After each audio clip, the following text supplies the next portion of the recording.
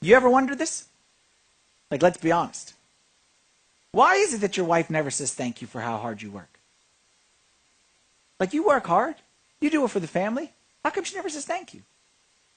How come your husband never notices anything good you do? He comes home from a business trip and notices all the wrong you did, but he never notices anything good you did.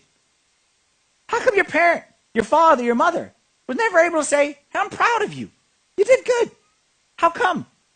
How come my boss only stops by my desk when he's got something negative to say? Like, I do, and I know he appreciates it. How come he never stops by unless it's a complaint? We've all wondered what it's like. Well, we all wondered why they wouldn't do that. And we realize that every single one of us wants to feel appreciated at some point. Every wife, husbands, every wife wants to be told she's beautiful. Wives, every husband wants to hear that he's admired. Parents, every child wants to hear that you're proud of them. Children, every parent wants to hear that you appreciate them. Everyone wants to hear. It's a universal rule. So why is it that something that we know everyone needs and we need it is so hard to give? Especially because it costs us nothing. It costs nothing to say thank you. I appreciate you. Why is it that it's so hard for us to do? That's what I want to dig in here today. And I think the answer might be a little bit deeper than we're willing to admit. That there may be something under the surface right here that we're going to dig into, and I'm going to give you 4 reasons why you may not be inclined to be as appreciative, grateful, and praising, and why sometimes even the thought of it in that relationship makes you a little bit uncomfortable. And I'm going to offer out to you that every one of these 4 reasons, okay, we'll talk about what it is and how we kind of solve it, but denotes something not good inside of us that we don't like to admit, but we need to address because we need this area to be clean, to be blessed by God.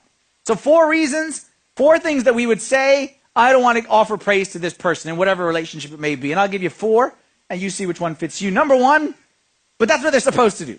We've all said this one, right? Why should I thank him for what he's supposed to do? Thank him for going to work? We'd go to work. It's his job to go to work. Thank her for cooking for the kids. That's what her job is to do, for cooking for the kids. Thank my mom for doing my laundry. That's her job. Yeah, you're 26. It's not necessarily her job, but okay. Why would I thank someone for doing what they're supposed to do?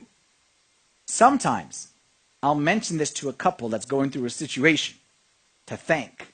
And they act as if I say thank you for that, or you should offer appreciation for that, as if I'm asking to donate a kidney. Okay? That painful.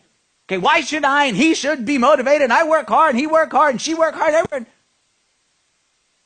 Why is it that the simplest form of praise, thank you, is often the hardest? I'm going to ask you this question, and you answer. When was the last time you thanked that person, whatever relationship it is, okay? Spouse, child, parent, coworker, neighbor, uncle, cousin, whatever it may be. When was the last time you appreciated that person, even for something not out of the ordinary? When was the last time you thanked your son for unloading the dishwasher? We know it's his job. When was the last time you just said, thank you, I appreciate you unloading the dishwasher? When was the last time that you thanked your husband or your wife just for doing, going to work and dealing with their difficult, annoying boss and doing it for the sake of the family? When was the last time you told your boss, that you appreciate working for him, not working for that guy? Like, when was the last time that you just offered somebody praise? Or if you are the boss, when was the last time that you offered to one of your direct reports a little bit of praise and said, you know what? I'm glad that you work for me and that you work in my division. Why should I thank them for doing their job? Here's the answer. Because you're smart. And I'm going to tell you a secret, and don't tell this to the person that you're doing the thing for. Okay? And hopefully they're not in this room, but if they are, whatever. I just told them for you. You're smart, and you realize what I'm about to say is the most true thing that you've heard all day. And that is this. The easiest way to encourage a particular behavior is to reward it. The easiest way to encourage a particular behavior is to reward it. You want your mom not to pry into your business and be all up in your stuff? Then the next time she isn't, tell her how much you appreciated it. You want that person who's in your family who's difficult to tone it down at the dinner table? Then the next time they're calm, tell them how great they did. You want someone in your office to come to your meetings on time? Thank them and notice them when they do. Ladies, I'm going to tell you, I shouldn't tell you, I know husbands, like I'm breaking the code right here, but I have to be honest here. Ladies, you want to get your husband to do anything around, you want him to clean the garage, you want him to take out, like you want him to do anything, reward him when he does it. Treat him like a little puppy. Yes, that's what I'm saying. Give him a little treat, okay? And you need to know what flavor of treat is his best, okay? Reward him, make a big deal when he does it, and that's the easiest way to encourage any behavior is simply to reward it. The principle is, and you've probably heard this before, is what gets rewarded gets repeated. Thank you. I appreciate you. I value you. I don't know what I'd do without you. Job well done. You're the best. You're the MVP of the year, the most valuable priest. I voted for you, MVP, okay? Like, these are things that we all like to hear and we all need to hear every now and then because it's the easiest way to encourage a behavior. Dale Carnegie, who's a very smart man, wrote lots of good books, said, people will rarely work at their maximum potential under criticism, but honest appreciation brings out their best. If the easiest way to encourage a behavior is to reward it, what's the easiest way to discourage a behavior? To ignore it.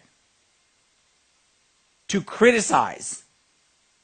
To ignore the good efforts is the easiest way to tell someone, this doesn't matter, and you never ever need to do this ever again. If we're honest, one of the reasons why we don't like to say thank you to a person is we kind of feel like they owe me. They should do this. They have to. And a lot of times, you're right. That person, they have to do it. But you have in your power the ability to turn have to into want to. You have the ability to turn a task that they have to into a task that they want to. You're a parent, you have a teenage child. You have an opportunity with your praise and affirmation to turn a chore, which is tedious and nobody wants to do it, and you have a chance to turn from that tedious chore into a self-esteem booster for your teenager by saying, you know what, you're good at this. And you have an opportunity to turn something that he hates and is grudging and is bitter into something that he says, you know what, I feel good about myself when I do this because of your praise and affirmation.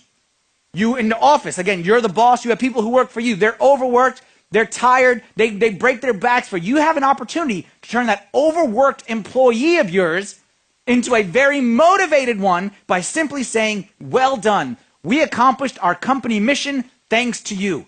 Those little words, that little appreciation can turn have to into want to, and you can control that. So that's number one. They're supposed to, okay, do it, and we said the easiest way to encourage what I want is to reward it.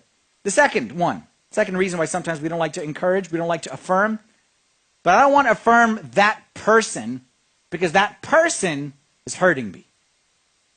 That person is messing up my life. Now, caveat before I go on right here. When I talk about hurting, I'm not talking about malicious hurting. I'm not talking about someone who's trying to abuse you or trying to sincerely hurt you or hurt your family. That's a different category, okay? That's not a kindness challenge thing. Sometimes that's a call the police thing, okay? That's not what I'm talking about. I'm talking about hurting me. I'm talking about the incompetent guy in the office that because of his mistake, we all got to work overtime. Or I'm talking about my husband or my wife who doesn't seem to realize that when the trash can goes to here and there's this much trash, something needs to be done about it. Okay? I'm talking about that person is hurting me. That difficult family member who's just annoying or difficult. That's the kind of hurt I'm talking about. Said another way, I'm talking about the relationship where you're willing to say, I won't do anything negative, but I will not praise this person. Like, I'll go no negative. I'll stop complaining. I won't try to hurt this person or complain, or I won't be bitter. But I'm not going to praise this person. Not after what they've done, not after what they're doing. Nothing praiseworthy. I can't see anything good inside this person. That's who I'm talking about. And to you, I say Proverbs 18:21. Death and life are in the power of the tongue, and those who love it will eat its fruit.